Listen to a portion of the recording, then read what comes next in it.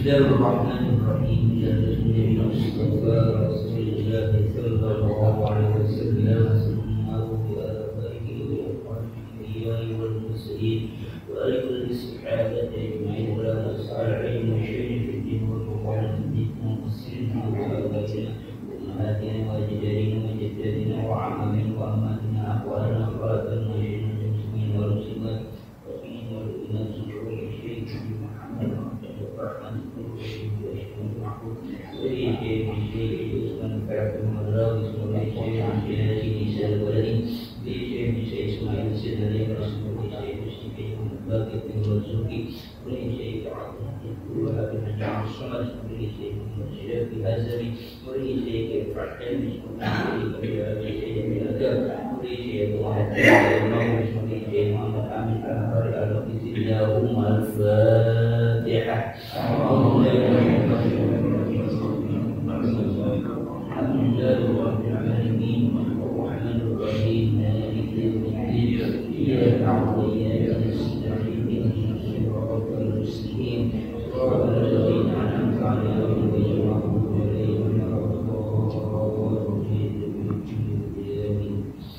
Bismillahirrahmanirrahim. Alhamdulillahirabbil alamin wassalatu wassalamu ala sayyidina Muhammadin wa ala alihi wa ashabihi ajma'in. Amma ba'du, fa nasdaqul hadithi kitabullah wa khairul hadi Muhammadin sallallahu alaihi wasallam. Syarrul umuri muhdatsatuha wa kullu muhdatsatin wa kullu bid'atin dhalalah. Rabbi ishrah li sadri wa yassir li amri wa hlul 'uqdatam min lisani yafqahu qawli. Ya Fattahu ya Alim ya Razzaq ya Karim iftah lana futur arifin idulika karamika ya akramal akramin. Subhanaka la ilma lana illa ma 'allamtana innaka antal alimul hakim wa tub 'alaina innaka antat tawwabur rahim. Bismillahirrahmanirrahim. Qala al-'alimu wa ta'ala wa nafa'ana bihi wa bi amin. ثم ذكر فضلها من ثلاثة أوجه فقال تعالى ليلة القدر خير من ألف شهر. Kemudian Allah menceritakan dan menyebutkan tentang keutamaan dari Lailatul Qadar dengan 3 jenis keutamaan. Yang pertama, Allah berfirman Lailatul Qadri khairun min alfi syahr. Ai Lailatul Qadri fi syarafi wal fadli khairun min alfi syahrin. Artinya malam qadar itu, Lailatul Qadar itu dari kemuliaan dan keutamaannya lebih baik dibandingkan 1000 bulan. Lamma khasat bihi min syarafi inzal Qur'an Karim fiha. Bagi apa yang terkhusus dengan itu dari kemuliaan turunnya Al-Quran Karim pada malam itu. Jadi dia mulia lebih baik dari 1000 bulan, tapi di dalamnya sekaligus ada kemuliaan di mana di situ diturunkannya Al-Quran. Tapi kemudian ada riwayat yang menceritakan tentang khotuman bulan Ramadan Lailatul Qadar itu dengan riwayat yang lain.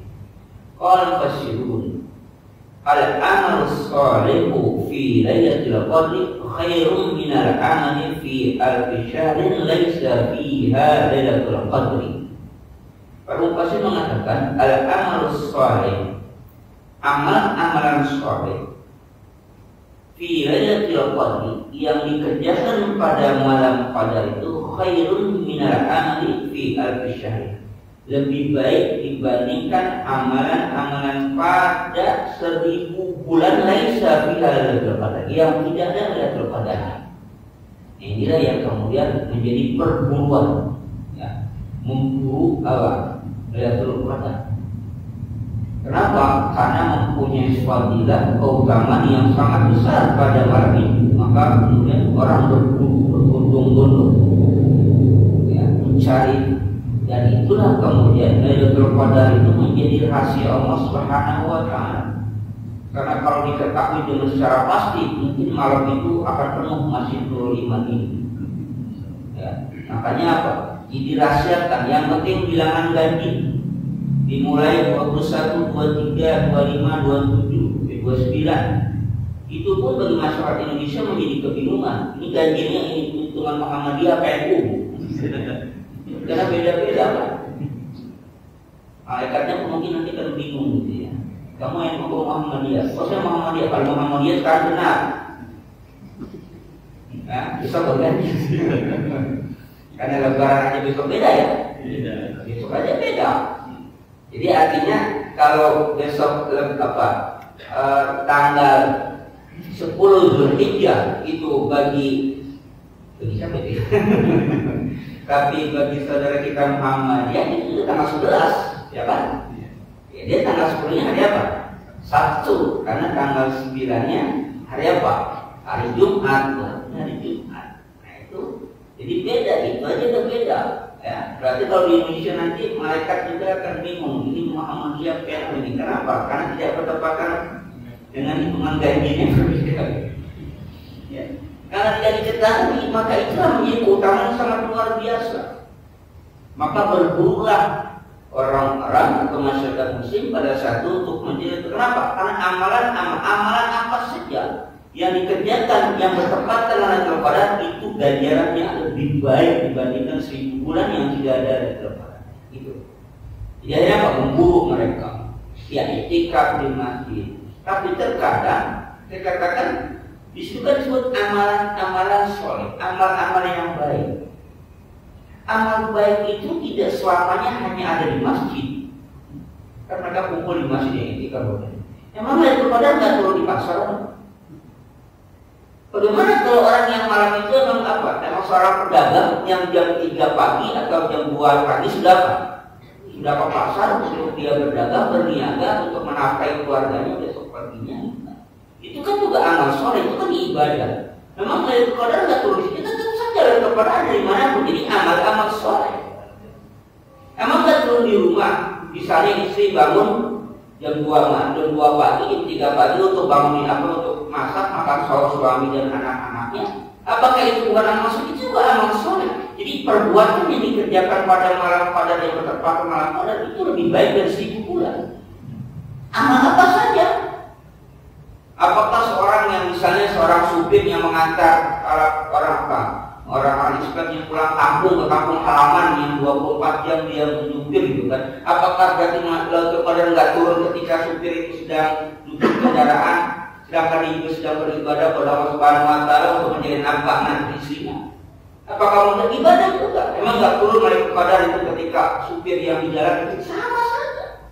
Jadi fokusnya bukan apa? Bukan amalan-amalan sifatnya yang kita lihat bagus dalam pengertian ibadah mantap yang di masjid sholat dan tidak.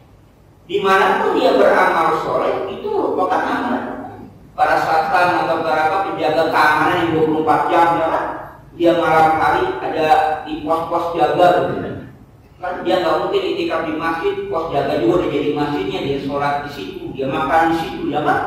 Apakah Lailatul Qadar itu? Iya. Yang penting amal soleh. Jadi enggak apa? Enggak fokus, enggak konsentrasi. Malaikat turunnya di mana? Di masjid.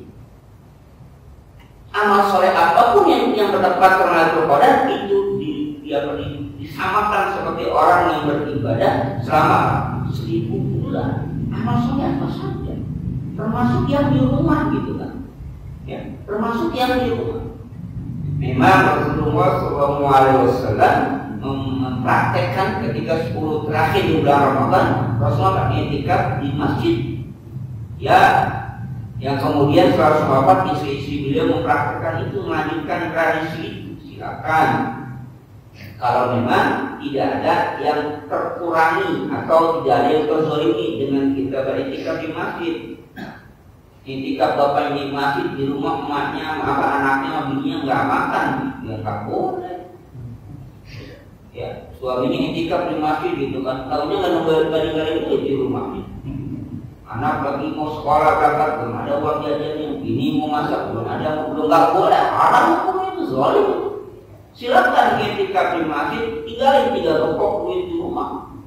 Belanja apa silakan, duit udah ada. Ya kan? Sehari katanya 500.000 belanja pakai terserah, lebaran terserah, belanja apa? Baru kena. Ya kalau itikaf di masjid tiba-tiba punya tambahan beras habis pulang lagi, itu enak. Anak datang, Pak, jajan nggak duit, nggak khusus itikaf di masjid kami datang terus, belum dia kolektor yang datang. Masa jadi kolektor datang ke masjid? Mana bapaknya? Non di masjid di mana? Ya, jadi kalau sudah selesai dengan urusan kita, boleh silakan. Ya, kita baca Quran di masjid tenang. Ya. Jadi nggak meninggalkan kezaliman pada orang lain kita. Ya, kadang-kadang kita berpikir secara parsial diri sendiri, tapi tidak memikirkan kepentingan kita pada orang lain, ya istri, ya anak, ya tetangga, ya tamu. Apalagi tradisi kita yang menjelang Ramadan itu banyak urusan, jadi yang menjelang Ramadan itu banyak urusan biasanya. Ya, dari mulai ngecat rumah, nggak tahu urusan apa yang ngecat rumah gitu kan. Kenapa nggak kemarin ngecat rumah kan? Ramadan baru ngecat rumah, baru beresin ini, beresin segala macam. Apalagi bagi yang punya tanggung jawab banyak, misalnya dia seorang pengusaha, mungkin akan THR bagi anak buahnya, mungkin kalau bagi kepala keluarga ada zakat fitrah untuk keluarganya, kan banyak urusan. Jadi artinya silakan lakukan itu kalau tidak menzalimi hak orang lain. Jadi kita nggak egois dengan amal. Jadi nggak boleh egois dengan amal ibadah itu, nggak boleh kita beribadah yang terus di masjid, tapi banyak hak orang lain atau kewajiban kita yang tidak tertunaikan, itu nggak boleh, haram hukumnya. Ya, Abu bin Amr bin As itu di masjid disuruh pulang oleh Rasulullah. Dia semua berkunjung ke rumahnya, rumah beliau. Kebetulan beliau baru jadi pengantin baru, Rasul berkunjung. Tanya, mana suami kamu? Abdullah bin Amr bin As. Di masjid, ya Rasulullah. Bagaimana keadaan kamu? Baik. Bahkan kata istrinya, yang namanya tusuk saji aja bersikap-sikap. Tusuk saji bersikap-sikap, tempat tidur nggak pernah diinjak, nggak pernah tidurin di masjid dulu. Ya. Rasulullah marah datangnya, suruh pulang. Wa fi 'ainika haqqun, wa fi jasri haqqun, wa fi zawjika haqqun. Pada mata kamu ada hak tidur, pada badan kamu ada hak lapar makan. Wa fi zawjika haqqun. Istri kamu tuh punya hak. Masa habis kawin tutup saja nggak pernah disingkat? Apa isi tutup saja? Ikan asin. Bahasa biasa ditutup saja nggak pernah disingkat.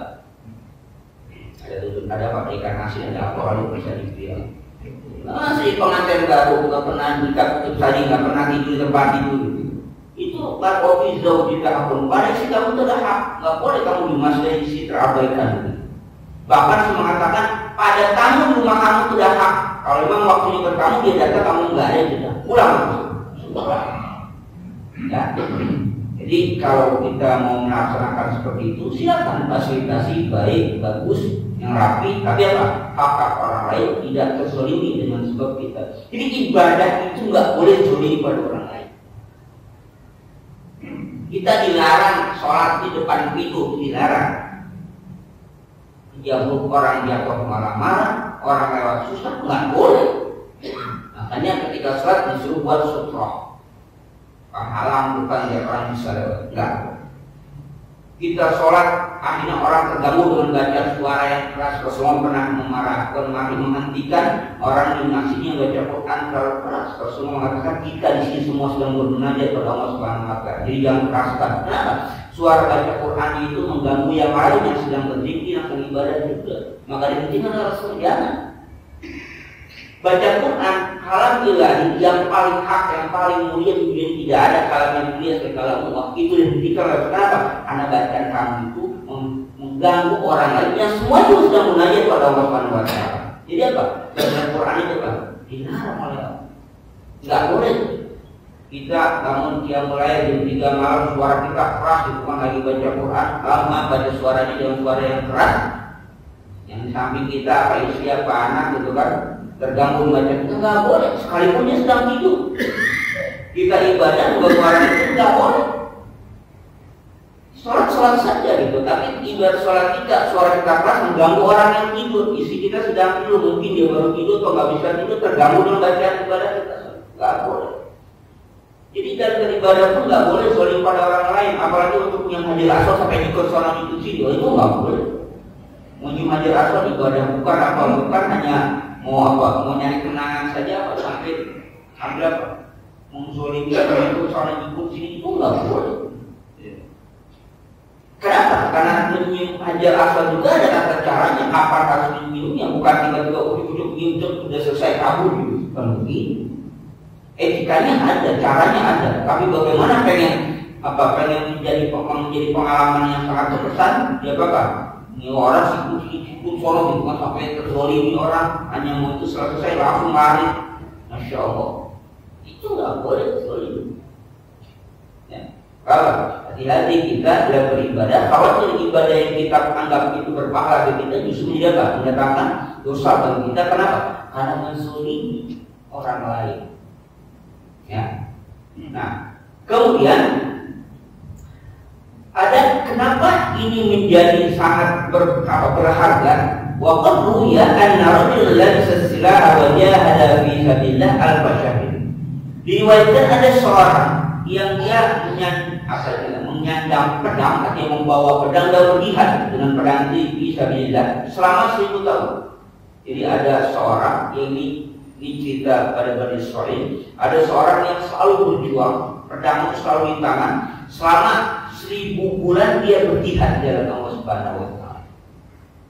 Nah, Rasulullah melihat tersebut, fa'ajaba Rasulullah sallallahu alaihi wasallam wal muslimuna min dzalik.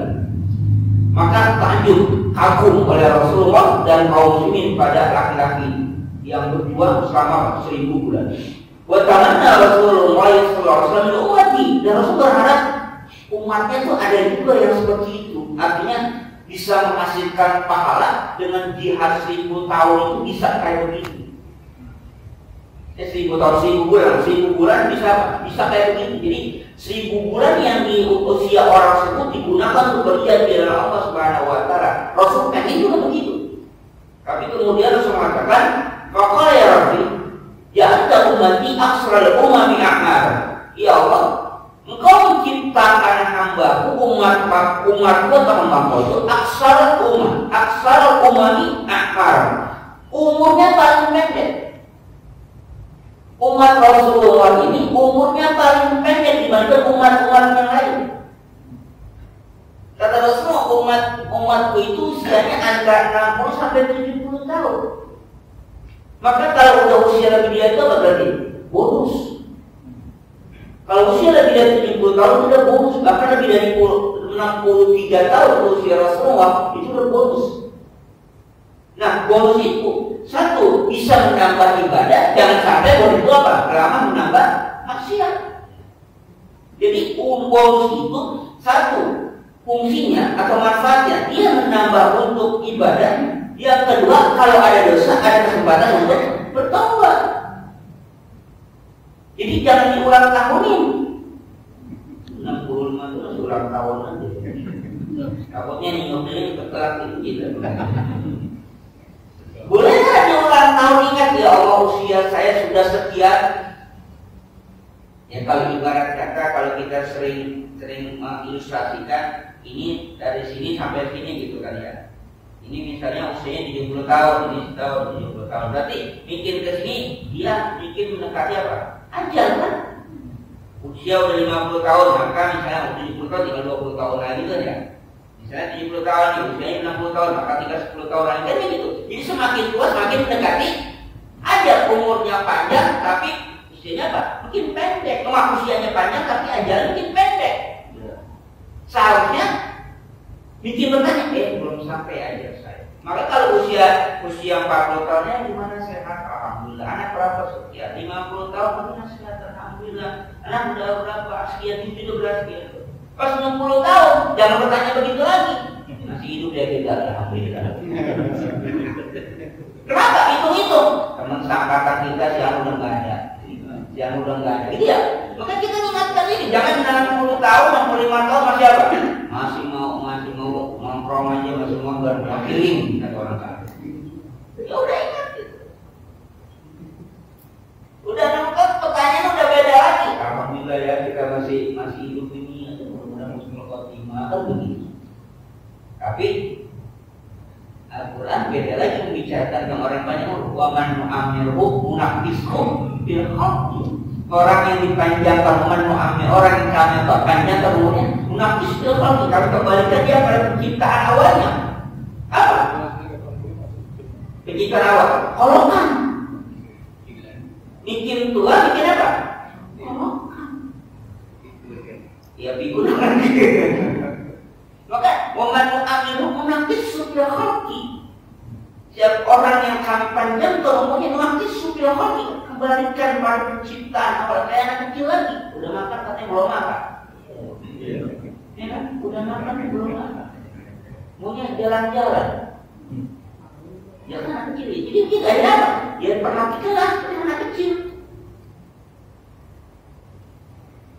Maka bagus dalam Al-Quran ulu kaulan karimah ya.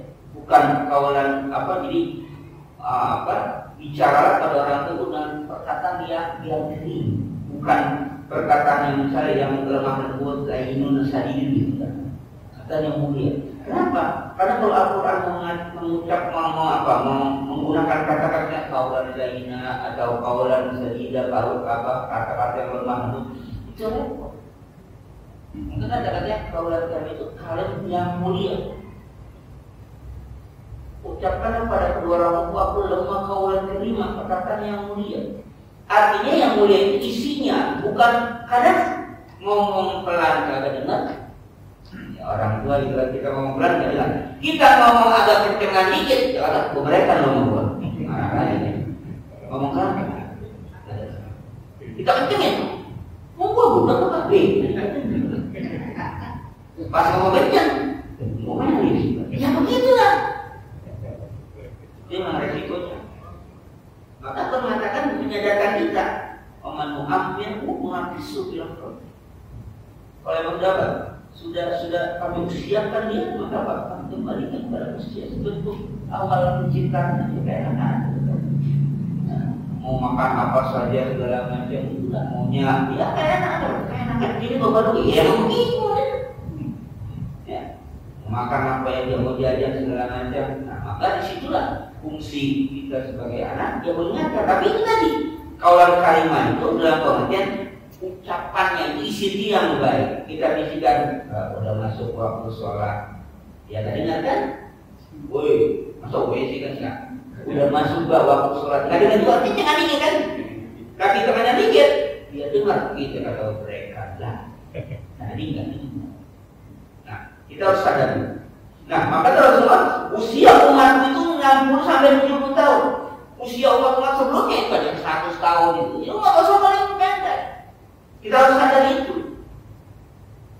Ya, harus sadar itu bahwa usia umat Rasul paling pendek. 60 sampai itulah 60 sampai 70 tahun itu kita belajar ilmu hadis memang ada perawi itu standar 60 tahun.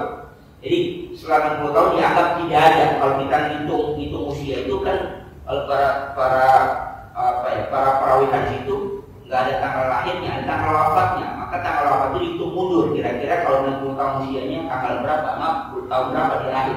Jadi hitungannya mundur. Usianya hitungannya 60 tahun. Kenapa? Karena ya Rasulullah SAW usianya berapa? 60. Ya. Nah, apalagi kekurangan umat Nabi Muhammad itu, ya setelah dikatakan bahwa wa qalluha a'mal. Wa qallaha a'malan. Umatku itu aqalla amalan. Amalnya paling sedikit. Kenapa paling sedikit? Karena usianya pendek, maka amalnya apa? Sedikit. Umat terdahulu aja amal ibadah banyak. Kenapa? Karena usianya panjang, maka banyak beribadah. Maka yang paling baik orang yang panjang umurnya dan baik amal ibadah. Yang jelek udah panjang umur amal ibadah jelek, yaitu tambah maksiat. Yang lebih jelek lagi umurnya pendek, maksiatnya banyak, itu alhamdulillah. Jadi yang paling baik yang umurnya panjang, amal ibadahnya banyak. Nah kata Rasul umatku itu umurnya pendek-pendek, amal ibadahnya apa? Itu sedikit. Tapi Rasulullah pengen apa? Umatnya kayak orang yang tadi bisa berapa? Bisa berjihad selama 1000 bulan. Nah, setelah Rasulullah mengadukan yang itu, fa'aqahullahu lailatul qadr. Kemudian Allah berikan kepada umat Nabi Muhammad Lailatul Qadr, yang beribadah pada kepada itu lebih baik dari apa?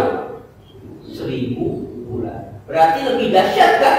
Kenapa lebih dahsyat?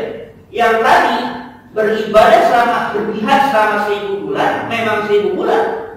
Tapi umat Nabi Muhammad beribadah 1 malam seperti beribadah 1000 bulan. 1000 bulan ditambah usia dia tadi berapa? 60 tahun, 70 tahun itu kan berarti lebih mana? Lebih baik.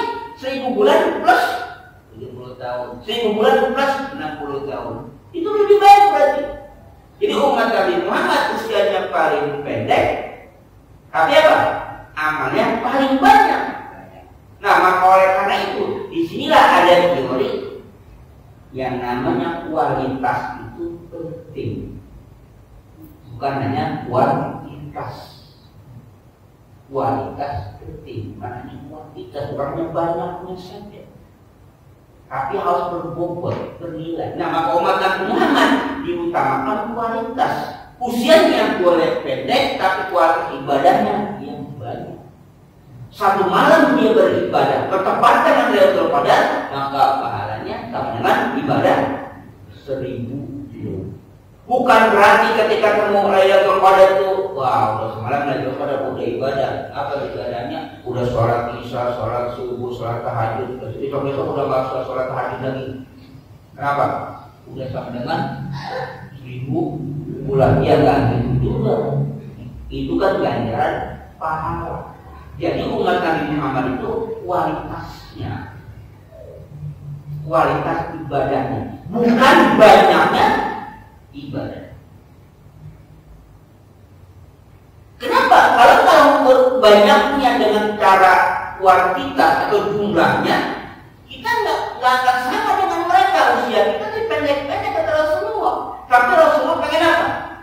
Pengen umatnya ini mendapatkan ganjaran yang kayak orang-orang terdahulu, umat-umat yang udah panjang. Maka bagaimana caranya? Dan siasati. Allah berikan Lailatul Qadar.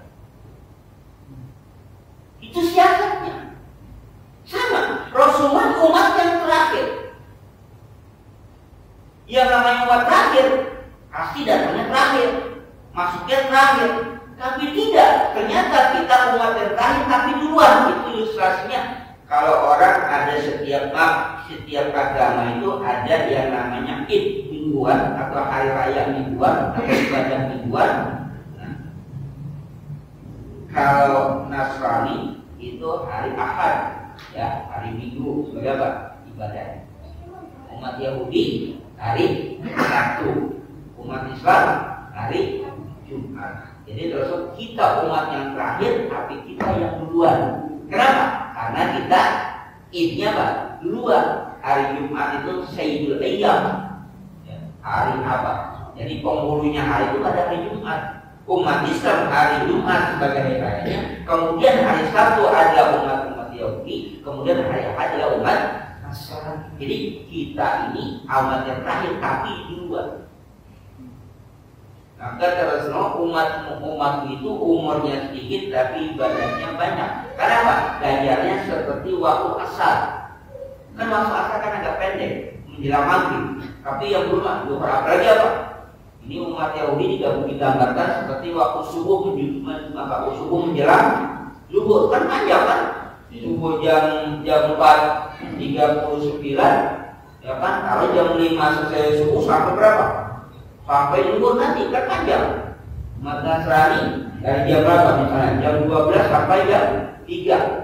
Ya, jam 3 berapa? Jam 4. Nah, akhirnya kita ini di mana? Di bagian akhir sholat asar. Itu dekat untuk menuju apa?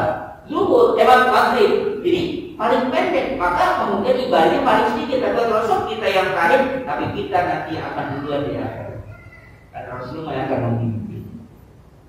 Termasuk ibadah-ibadah yang lainnya, ibadah yang di Sayyidul Ayyam, kita lebih dahulu karena kita Jumat, Yahudi hari Sabtu, Nasrani hari Minggu atau hari Ahad. Ya. Nah, apalagi waqala Lailatul Qadar khairul laka li ummatika min alfi syahr.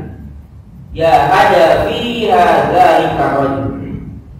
Allah berfirman, Lailatul Qadar lebih baik untuk engkau dan untuk umat kau dibandingkan 1000 bulan yang laki-laki tadi berjihad di jalan Allah Subhanahu wa taala. Jadi satu malam Lailatul Qadar itu ketika kita beribadah di situ itu lebih baik dibandingkan 1000 bulan yang orang tadi berjihad di jalan Allah Subhanahu wa taala. Nah, itulah kemudian kadang-kadang kita berbondong-bondong mencari kapan Lailatul Qadar itu adanya. Kalau saya tadi sudah mencari, kalau mencari saja. Soalnya mengisyaratkan itu terjadi 10 terakhir di bulan Ramadan di hitungan ganjil. Cari saja tersebut. Nah, jadi ada ulama mengatakan siapa orang dalam bulan Ramadan full dia beribadah dari tanggal 1 sampai terakhir pasti dia mendapatkan Lailatul Qadar. Jadi nggak bolong-bolong. Jadi nggak pengertian dari awal sampai akhir. Ada yang mengatakan kalau dia dalam setahun penuh itu konsis beribadah istiqomah dia yang mulai dari istiqomah pada 10 setahun itu maka pasti dia mendapatkan itu. Tapi nggak tahu bagian mana. Lailatul Qadar itu jangan kita hayalkan dengan cita-cita yang mistis itu. Lailatul Qadar ada apa? Ada pohon yang terbang gitu kan ya. Itu namanya pengalaman spiritual. Dan pengalaman itu tidak bisa digeneralkan, tidak bisa diukur secara umum untuk semua orang. Masing-masing. Oh, Lailatul Qadar tandanya begini. Tadi malam ada begini-begini. Itu dia. Yang lain belum tentu. Artinya ketika ada orang duduk di masjid sama duduknya pada saat yang sama, malam yang sama, jam yang sama, masing-masing berzikir pada Allah. Tapi pengalaman spiritual itu beda-beda. Jadi ketika semangat tuh begini-begini, katanya enggak, gue biasa-biasa aja. Jadi itu enggak menjadi standar. Nah, tapi Rasulullah memberikan apa? Memberikan alamat. Misalnya kalau di pagi hari matahari keluar bersinar, tapi cahayanya ademnya, nggak menyengat, maka terjadi Lailatul Qadar. Kapan Lailatul Qadarnya? Tadi malam. Berarti apa? Ya udah lewat. Tinggal menyesal tadi malam gitu kan? Karena kalau pagi harinya matahari terbit dan ketika terbit itu dia bersinar, tapi apa? Sinarnya nggak panas itu, dia sejuk. Maka telah terjadi Lailatul Qadar. Kapan? Di malam. Apa gunanya? Kan udah lewat. Berarti hanya informasi yang memotivasi kita. Oh, kalau itu jangan sampai lewat. Kalau udah lewat itu buat apa kita? Kita nggak tahu apa, nggak banyak kata. Tunggu apa? Tahu depan. Ya kalau tahu depan kita masih hidup, baru sudah nggak ada. Nah, gitu. Jadi ini adalah suatu fadilah atau keutamaan yang apa istilahnya? Yang lebih baik dibandingkan perbuatan orang yang berjihad selama 1000 bulan. Wa qala mujahid amaluha wa siyamuha wa qiyamuha khairun min alfi syahr. Yang mungkin mengatakan amal ibadahnya, puasanya, qiyamul lailnya khairun min alfi syahr, lebih baik dari 1000 bulan. Lebih baik dari 1000 bulan. Artinya bukan hanya dia membaca Quran apa kayak pokoknya amalnya, amal ibadah, apapun amal ibadahnya. Apa saja? Puasanya, kalau di siang hari dia puasa.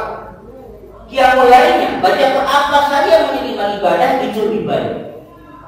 Jadi kita berbuat jangan terpukul pada satu sisi saja. Mungkin baca Quran, ya mungkin bagi yang bisa baca Quran. Mungkin sholat, mungkin bagi yang kuat sholat.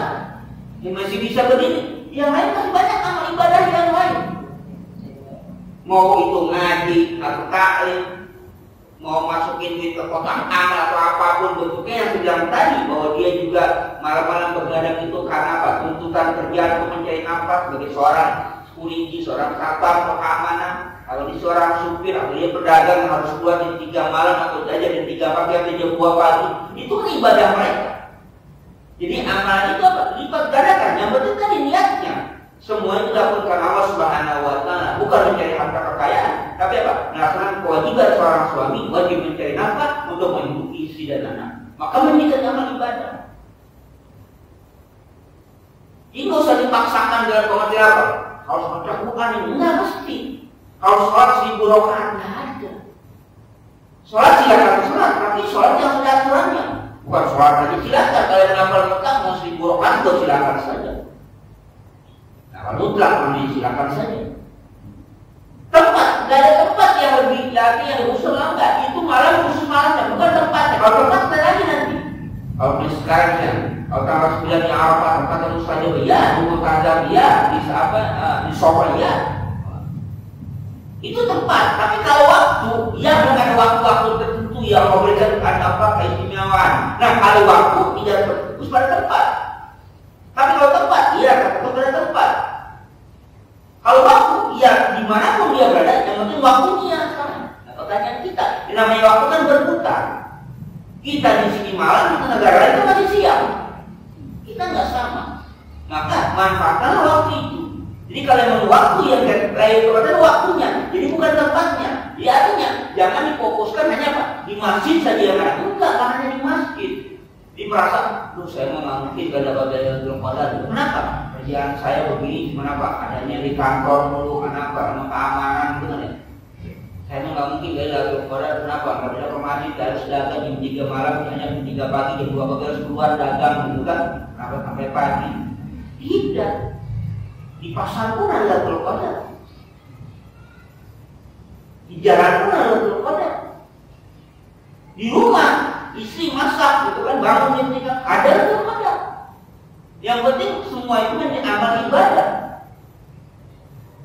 Bukan menjadi kebiasaan ini kan tapi amal ibadah. Istri bangun untuk apa? Masak buat istri, buat suami dan anak-anaknya makan. Atau kita sendiri yang sengaja bangun malam menyiapkan makan untuk masyarakat atau diberikan pada orang-orang yang pada saat itu butuh makan, itu pun amal ibadah. Jadi apa? Jangan hanya terkonsentrasi bahwanya hanya ada di masjid. Tidak. Karena yang Allah tentukan apanya? Waktunya bukan tempatnya. Waktunya bukan tempatnya. Nah, apalagi kemudian hadza wal awal. Ini keutamaan yang pertama. Ya, min fadliha dari keutamaan tadi dari qadar. Kemudian semua kalian tanazzalul malaikatu war-ruhu fiha bi'izni rabbihim min kulli amr. Tanazzalul malaikatu wa jibril al-'abdi fi tilka allati bi amri rabbihim min ajli kulli amrin qadarahu Allah wa qadaru tilka sanati al-qabilati. Keutamaan yang kedua adalah tanazzalul malaikat turun wa jibril. Jadi war-ruh itu ditafsir jibril. Jadi tanazzalul malaikat war-ruh, ada malaikat ada roh. Roh itu katakan jibril. Kenapa? Karena jibril itu dianggap sebagai pembulunya atau pimpinnya para malaikat. Jadi punya keistimewaan sendiri. Jadi padahal jibril itu malaikat, tapi tanazzalul malaikat war-ruh. Roh itu malaikat. Malaikat siapa? Malaikat jibril. Nah, Allah ketika mengistimewakan sesuatu itu biasanya mengeluarkan dari kelompoknya atau menyebutkannya berkali-kali, berdua kali, 3 kali. Kalau satu contoh, hafizu ala sholawati was sholatil wusta wa qumu lillahi qanitin. Hafizu ala sholawat, jagalah perihal semua sholat. Tapi kemudian kata was sholatil wusta, ada sholat wusta. Loh, tadi kan apa? Hafizu ala sholawati, sudah kan sholat kan? Tapi kemudian apa menyebutkan? Wassalatil wusta. Oh, ada yang lebih khusus. Ada salatul wusta. Kenapa disebutkan berulang?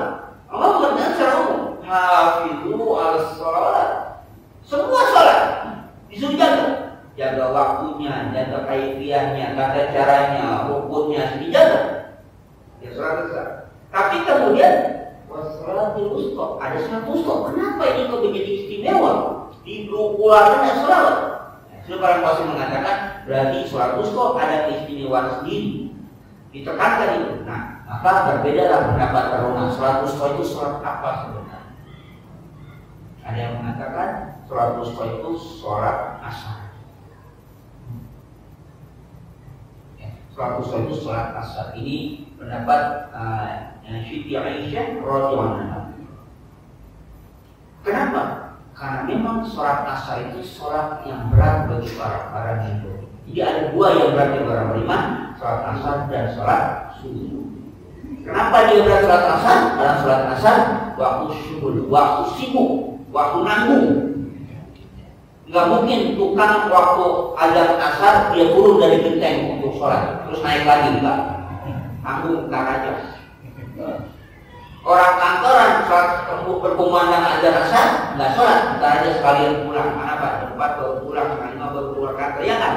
Jarang sholat asar, tapi kalau sholat zuhur sering. Apa? Berhenti, apa? Sholat zuhur berkaitan dengan istirahat. Nah, apa? Makan, rokok, ya. Maka udah masuk waktu sholat, ya. Sholat lagi. Tapi asar itu jarang sekali asar dia bakar. Istilahnya diprioritaskan. Kenapa? Waktu yang sibuk sedang nanggung, ya, waktu nanggung ini. Kalau iya sedang berapa sih? Kalau di kantoran keluar jam berapa? Jam 4 kan? Asar jam berapa? Jam 3:30, jam 3 orang asar, jam 3:20 ya. 3:20. Kan nanggung banyak. Udah ntar aja jam kantor kan jam 4 kan, habis keluar kantor baru sholat asar. Kalau kan di rumah tadi ya. Jadi jarang yang sholat asarnya Pak, di awal waktu. Kan istilahnya saya mengatakan sholat asar apa sholat usai itu sholat asar. Nah dijaga. Karena itu banyak dilalaikan. Yang kedua ada yang berpendapat sholat asar itu bukan sholat subuh, tapi sholat subuh. Ini mazhab Imam Syafi'i. Imam Syafi'i berpendapat sholat subuh itu sholat subuh. Kenapa? Memang berat. Sholat subuh itu berat. Sholat subuh berat bukan hanya bagi orang beriman, bagi orang munafik pun berat. Karena orang munafik ada waktu yang berat bagi mereka untuk sholat apa? Sholat isya dan sholat subuh. Kenapa berat? Karena itu waktu malam. Kenapa kok malam itu berat? Karena mereka datang ke masjid dan itu terbuka. Kalau malam kan berat, nggak kelihatan. Ngapain datang ke masjid gitu? Maka bagi mereka sudah, nggak usah sholat. Karena orang apa? Orang munafik itu sholat punya terbuka, artinya biar dia sama-sama bareng-bareng gitu. Kan sholat isya kan apa? Gelap kan? Jangan kita bayangkan punya listrik dan macam-macam jam subuh. Nggak ada. Itu makam-makam gitu. Nah, sholat subuh berat. Kenapa? Waktu istirahat. Maka kalau kita berkalkulasikan di masjid ini, kira-kira masjid ini yang paling banyak jamaahnya sholat apa? Yang paling dikit sholat apa? Kita bisa kalkulasikan. Ya kan? Masjid ini yang kita ini maghrib banyak, isya banyak, subuh alhamdulillah banyak juga. Banyak yang hadir di sini. Karena waktu itu, nah makanya Imam Syafi'i mengatakan sholat wusta itu sholat apa? Sholat subuh. Tapi Imam Syafi'i itu punya argumentasi, Imam Syafi'i punya argumentasi. Kenapa argumentasinya? Karena di akhir ayat ada kata-kata wa qumu lillahi qanitin. Nah, qanitin itu kunut. Yang namanya ada kunut mana? Sholat subuh. Jadi Mazhab Syafi'i mengatakan wusta itu adalah sholat subuh. Di akhir ayat wa qumu lillahi qanitin, karena ada kata qanitin. Nah, yang ada kunut itu di sholat subuh. Maka sholat subuh sunnah bagi Syafi'i untuk kunut dengan tangan dia. Nah, itu ada reparasi. Jadi Imam Syafi'i mengatakan atau kalau kita ada tadi Siti Aisyah mengatakan sholat wusta itu sholat apa? Sholat asar karena memang berat. Nah, bagi Imam Syafi'i sholat wusta itu sholat subuh. Memang berat juga. Sholat subuh sholat berat juga. Kalau sholat maghrib mungkin bukan agak berat, ya udah rapi-rapi, udah beres-beres, udah mandi ya, agak dikit daripada di rumah mendingan kemasian gitu kan. Isya juga ya agak mendingan dikit karena waktu antara isya dengan maghrib maghrib isya pak, agak dekat waktunya daripada pulang lagi mendingan ngaji aja lah. Daripada pulang, gimana pak? Mendingan ngaji, jadi ngaji mendingan ngaji daripada pulang gitu kan. Karena waktunya sempit ya, hampir maghrib sama isya. Nah, oleh karena itulah momen-momen itu disebutkan 2 kali karena ada keutamanya. Nah, maka ini tanazzalul malaikatu war-ruh itu adalah malaikat Jibril. Kenapa disebutkan lagi malaikat Jibril? Tadi ada malaikat disebutkan di awal karena malaikat Jibril punya keistimewaan sendiri karena dikatakan dialah pimpinan para malaikat. Nah, mereka turun di amri rabbihim dengan perintah Tuhan mereka. Min ayyi kulli amrin qadar mau ta'ala qalu.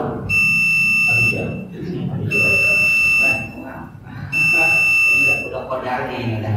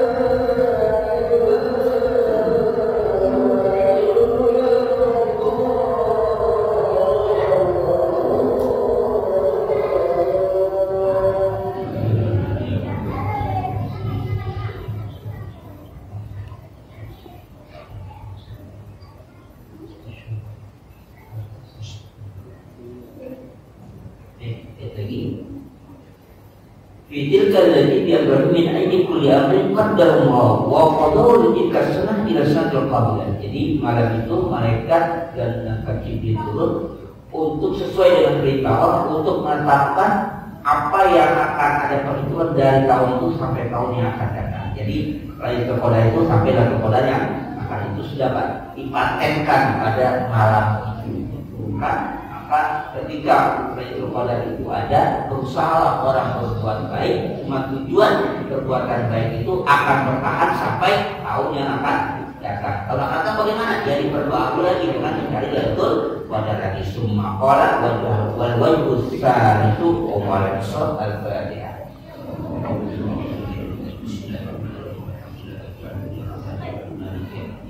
Iya, Rahman ya Rasulullah sallallahu alaihi wasallam.